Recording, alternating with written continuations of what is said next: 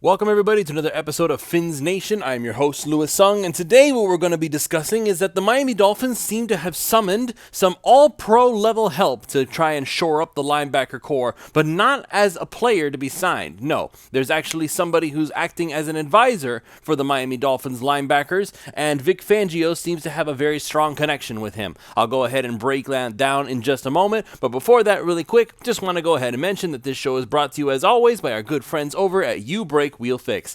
UBreak Wheel Fix is the complete automotive wheel solution. Ever parked too close to the sidewalk curb? UBreak Wheel Fix specializes in the repair of damaged wheels from bends, cracks, and curb rash. Or maybe your wheels are faded or peeling. You don't need to replace them, as UBreak Wheel Fix can refinish them to like new. Offering complete refinish options through powder coating, machining, and polishing, UBreak Wheel Fix is the answer to all of your wheel needs. And if you're just looking to give your ride a new look, UBreak Wheel Fix also offers many car customizing options such as new custom wheels and tires from your favorite brands, performance upgrades, window tinting, and suspension modifications.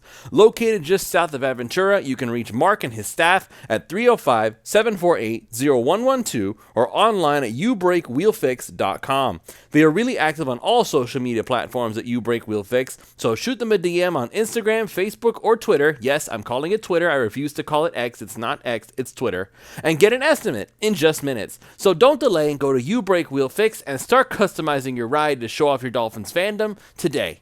This show is also brought to you by PrizePicks.com. PrizePicks.com is the revolutionary fantasy platform where you can now pick up to 6 different players across professional sports leagues. Whether that's the NFL, the NBA, the MLB, one of each, it's up to you to decide. Just choose whether your chosen player will get more or less than their projected stat. They give you free squares over there, special Taco Tuesday promos, Flex Friday specials where you can get your money back if you lose or multiply the amount of money you can normally win. So with offers like that, it's hard to justify not signing up if you are any kind of a fantasy sports fan. So use the promo code 5, that's FIVE, and they will match up to $100 on your initial deposit when you sign up. Again, this promo code 5, FIVE. Go to prizepicks.com, deposit your $100, and let PrizePicks give you $100 of their dollars for you to play with and get started winning today.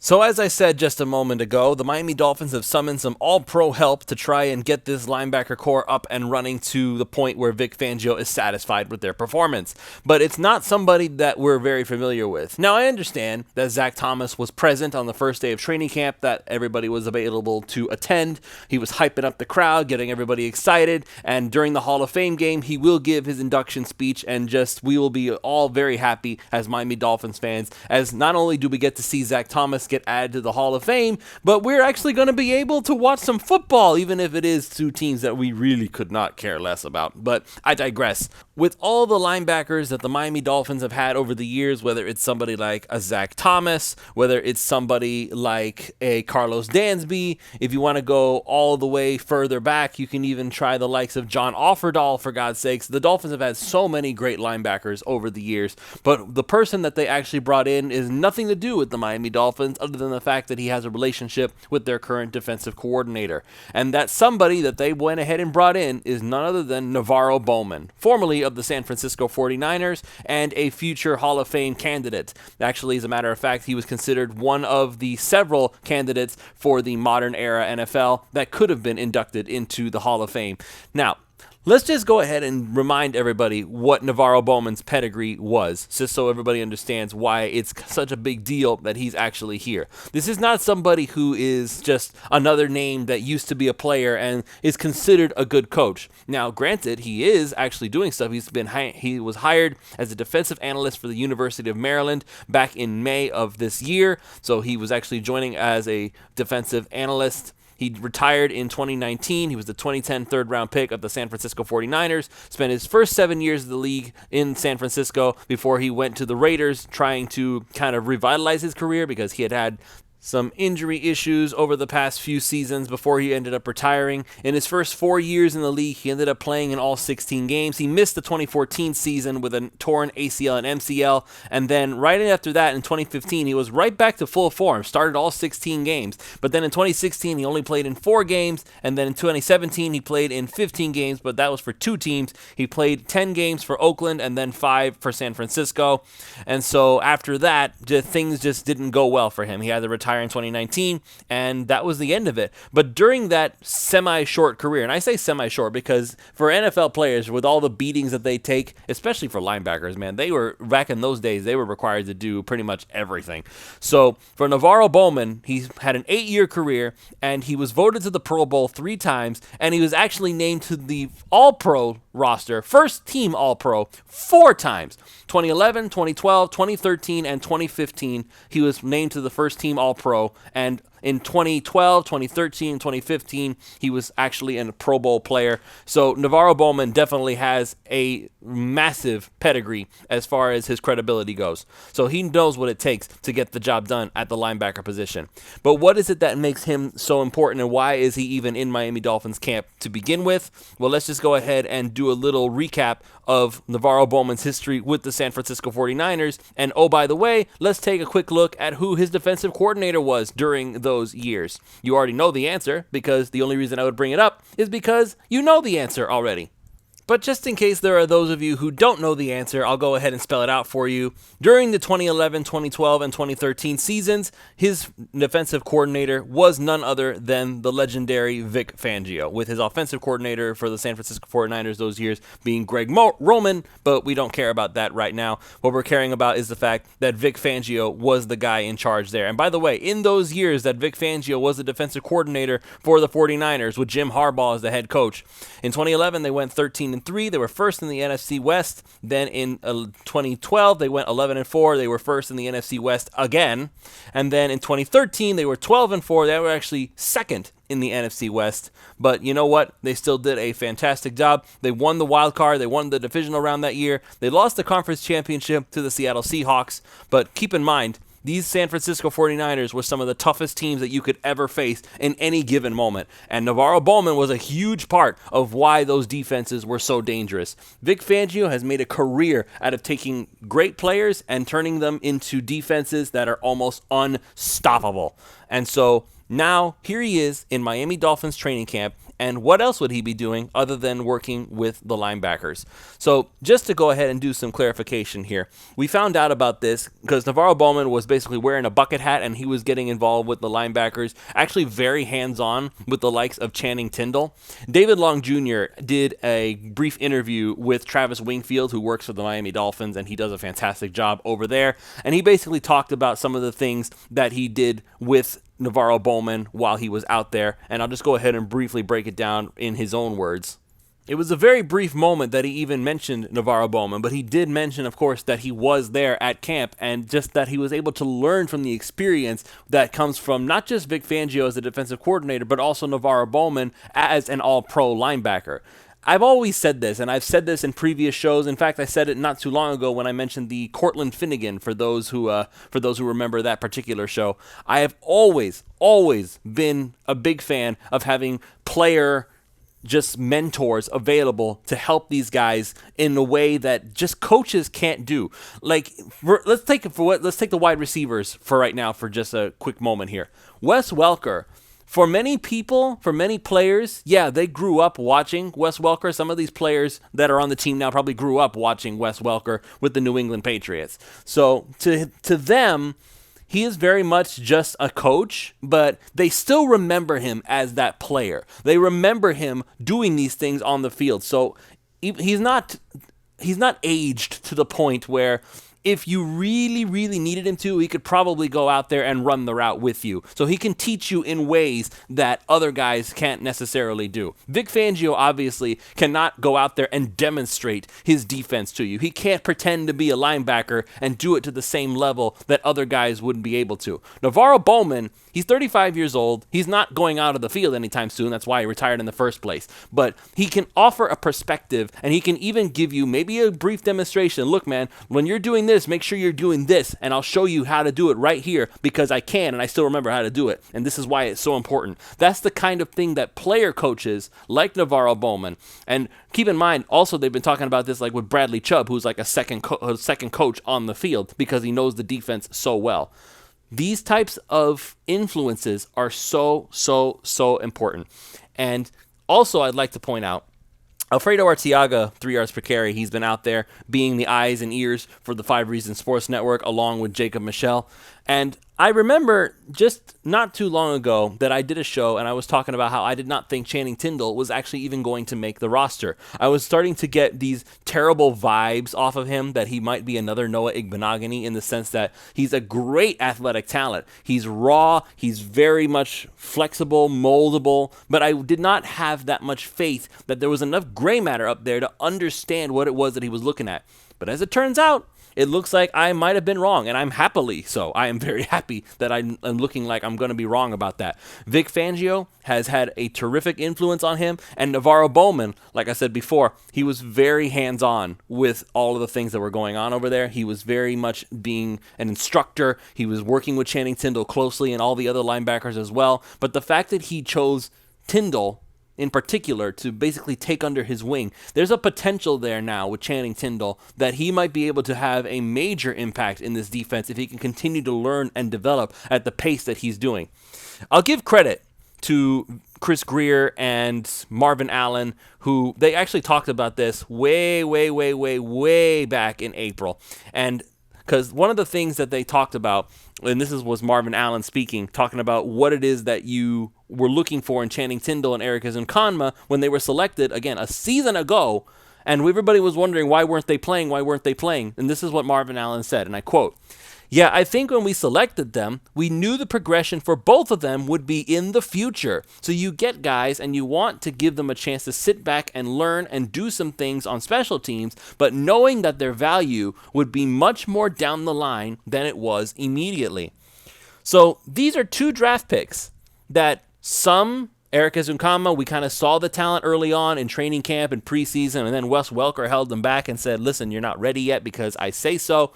And everybody was kind of raising an eyebrow. What is it about Ezukanma that we're missing? Does he not understand the routes? Does he not understand the play calls? What is it that we're missing here exactly? Well, he's doing a lot better now in training camp and in preseason, and I think if it were me, I think he would have the fast track to being wide receiver 5 or even wide receiver 6 if necessary, as far as I am concerned. But in Channing Tindall's case, the only thing I remember seeing from him in the season was how he just could not spy anybody to save his life. Acting as the quarterback spy, chasing after scrambling running quarterbacks, it just wasn't a pretty picture with him. He wasn't sure where he was supposed to go. He wasn't sure what his assignment was. It looked like a guy who was not ready to be in the NFL yet. But it looks like he's starting to get the picture now. Maybe the fact that the defense is different. Maybe the fact that it's Vic Fangio, who's considered one of the best at what he does. And maybe, a lot has to do with NaVorro Bowman coming in and being like, let me show you how to do this, young buck. That's something, again, I keep saying this, it is something that just cannot be ignored. I refuse to ever ignore the importance of having a player or mentor and having them available to assist. And this guy, like I said before, he is somebody who is going to be potential future Hall of Famer. This is going down the list here. The Pro Football Hall of Fame announced that the list of 129 modern era nominees, this was back in 2022, September, that this was considered. The 49ers on the list, and this is a pretty interesting list, I'll give him that. Kicker Gary Anderson, wide receiver Anquan Bolden I can see. NaVorro Bowman, Jeff Garcia, I'm not feeling it. Ricky Waters, Patrick Willis, I'm definitely feeling. But it's a long list of 49ers, and I get it. They're a storied franchise in and of themselves. But the way that we're looking at this right now is what kind of an impact can he have on the Miami Dolphins? Now, I know there are some of you out there who are probably rolling your eyes right now saying, Lewis, aren't you overselling this just a little bit? NaVorro Bowman retired in 2019, and even then he was kind of falling to pieces because his injuries were so bad that he had just lost all ability to play football. So what could he possibly have to offer right now that other guys on the team cannot? You're telling me that NaVorro Bowman can offer more than someone like a Zach Thomas? No, that's not what I'm saying. But what I am saying is that Zach Thomas doesn't seem interested in coaching, whereas NaVorro Bowman obviously does. Well, then you might ask the question, well, why aren't you looking at some other linebackers in Dolphins history? Well, they're not in the building. That's the honest truth. Think about this for a second. We're talking about Vic Fangio as some kind of defensive guru, right? He is the pinnacle of NFL defensive coordinators, the one that everybody covets. He's the one that he shows up and is available to pick up And everybody wants him. Everybody's just drooling over the idea of having Vic Fangio as your defensive coordinator. Now, if you're a team that already has a fantastic defensive coordinator, I don't think you're really all that stressed out about it. You're probably happy with the guy that you have. But all these teams that were looking for a new defensive coordinator, it was basically open season on who would get Vic Fangio. And the Eagles almost got him, except for some alleged rumor about things just not going right inside the front office, and Vic Fangio didn't particularly like what was happening, so he chose Miami after that. I'm sure that my good friend Manny Chang was probably not thrilled with that, but I think that he's okay with Sean Desai ending up the defensive coordinator for the Eagles instead. So I don't think he's all that broken up about it, because if Fangio wasn't the choice, Sean Desai was probably going to be the next man up. Now back to the Vic Fangio thing. So Vic Fangio, as somebody who is considered one of the best defensive coordinators in football, is constantly being used as an example of the most underrated move the Dolphins have made all off season, and it wasn't even a player, it was a coach. I feel like at this point, it's not really all that underrated. I think everybody understands what kind of an impact Vic Fangio can have on anybody's team just by being there. But why do we care so much about this right now? Because consider this.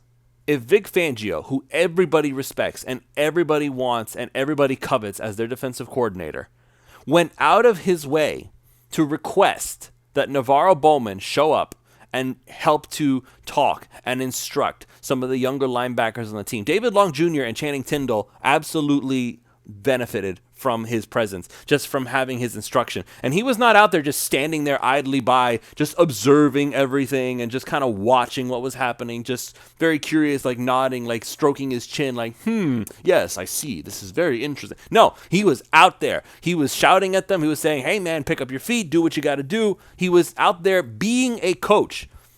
He's a defensive analyst for Maryland. So he's absolutely somebody who knows what he needs to do when it comes to actually instructing young players. And Channing Tindall, out of everybody else on this team, probably has the most untapped potential on the linebacker core. I say that very carefully.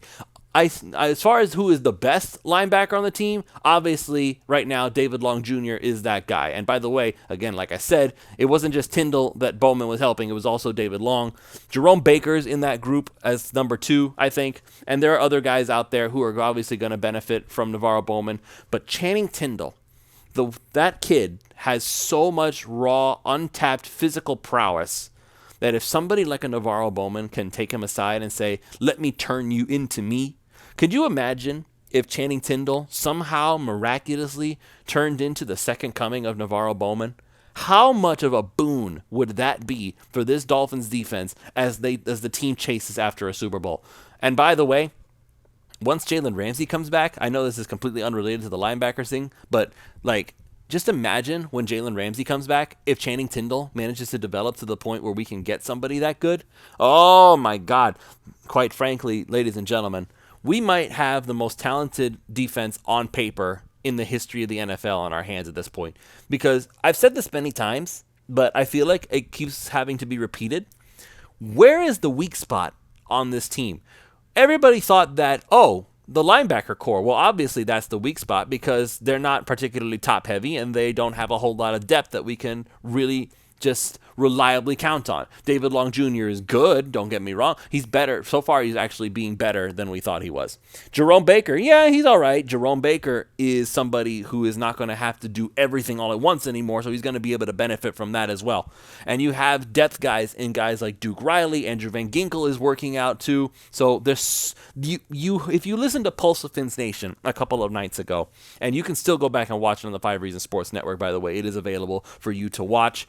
Alfredo Arteaga broke the whole thing down because the discussion of that night was who were the early winners and losers of the Miami Dolphins training camp. And we went over winner after winner. Channing Tindall was considered one of the winners. We have guys like, obviously, Tua is going to be one of the winners as well. Kendall Lamb is a winner. He's actually doing fantastic on both sides of the offensive line. And the fact that he was able to take a shot at George Godsey for how much crap he went through with him, it just reiterates to me how terrible George Godsey was as a coach for this team.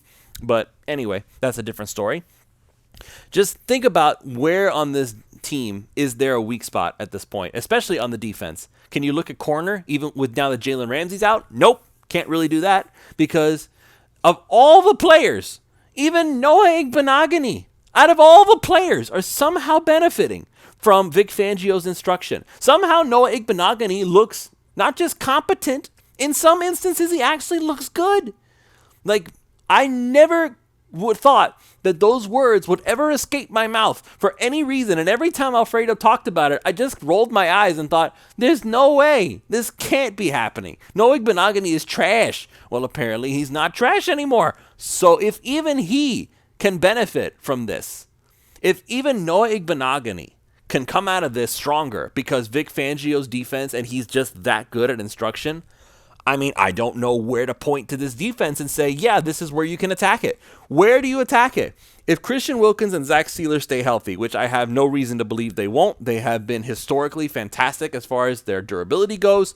You have guys like Emmanuel Ogbah to back them up. You have guys like Raekwon Davis to back them up. So it's a top-heavy defensive line, but those two tops are probably going to be playing like 80, 90% of the snaps.